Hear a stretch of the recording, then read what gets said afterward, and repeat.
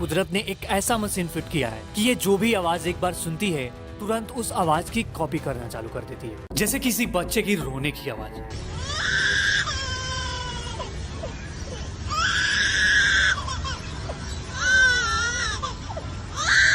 या फिर दूसरे पक्षियों की आवाज।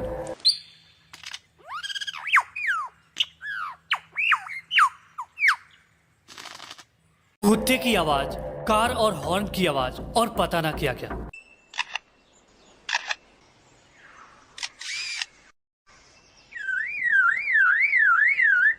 दरअसल इस बर्ड का नाम है लायर बर्ड।